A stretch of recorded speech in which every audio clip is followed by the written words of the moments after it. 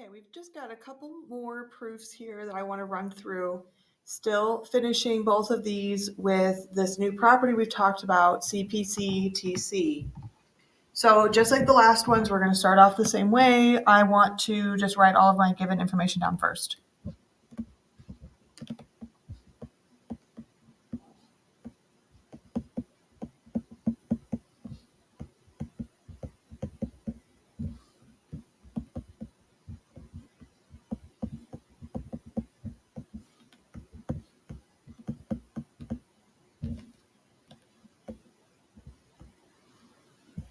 Okay, so they do tell me that AB and AD are congruent, so I'm going to go ahead and mark those, each with a dash. And then the other piece from the given is that the segment AC bisects an angle DAB. Now we've seen bisect show up before with maybe segments. I'm not sure we've seen an example where it shows up with an angle here, but remember when we talked about bisect a couple of days ago, all that means is that you're cutting something in half.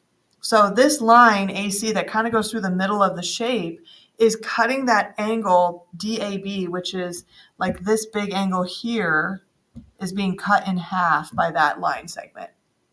So we should be able to say that the two smaller parts then of the angles would be equal to each other or congruent because they're being cut in half. That's what that bisector means. So I'm going to go ahead and write that down for my next step. Now to name this top angle, again, we can't just say angle A because there's more than one coming off of it. So I'm going to say angle BAC, and that would name this part of it. And then how could we name the bottom half, keeping like letters together still? Yeah, you could say DAC, and that would get this bottom half. And again, that was all using the definition of bisector.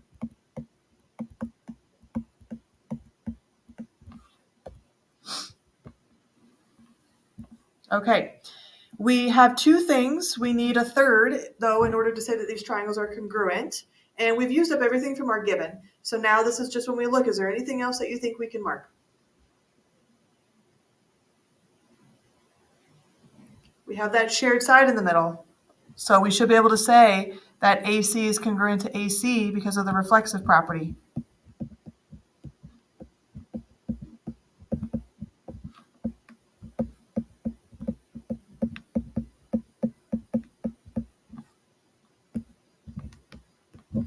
Okay, so I'm going to mark that.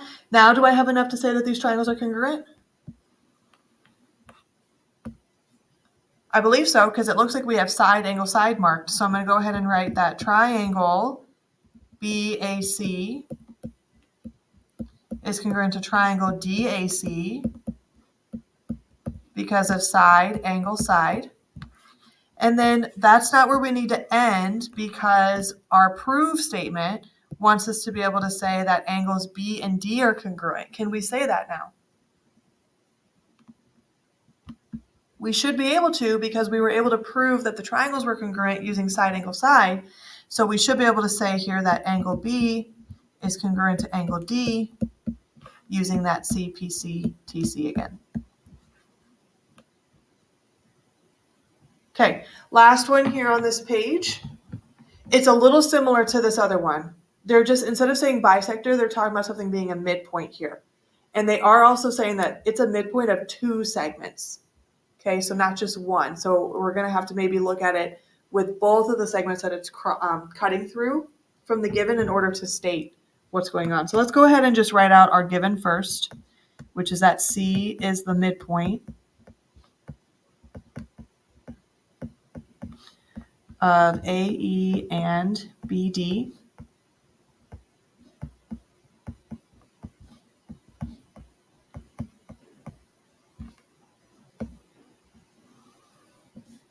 So I'm going to go ahead and mark up what I can, and then we'll talk about like maybe writing it out.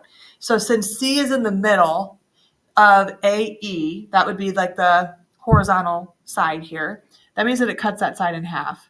So AC and the other side there should be equal to each other. And then the same thing's happening with the other segment BD. So I'm going to give these two dashes here. All right, now when we name this, we just want to be a little careful. We're using this definition of midpoint to write this out. So, and I can go ahead and put both of these things in the same step because I'm still talking about midpoint for both of them. But if we name these sides, we just have to make sure that we keep like letters together.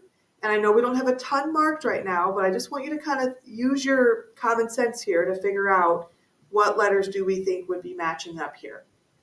So if I said AC, what would that be congruent to? Good, EC. What if I said BC? What would that be congruent to? Right, it would be congruent to DC. Good. Okay, so now we've got that marked up. We've justified it down here in our proof.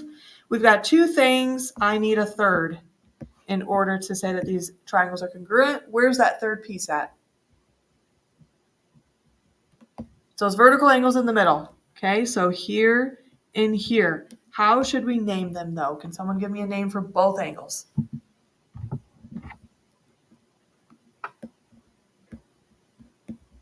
Good. BCA is congruent to DCE. That's perfect because those are vertical. Okay.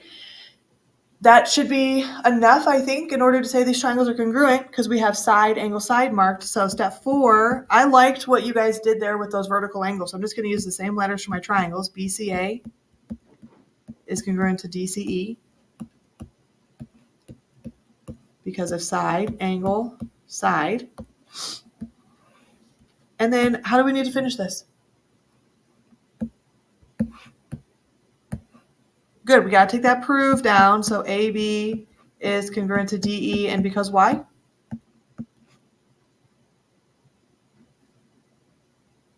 Yeah, remember corn, potatoes, chicken, tomatoes, chicken, right? Yep, so CPCTC.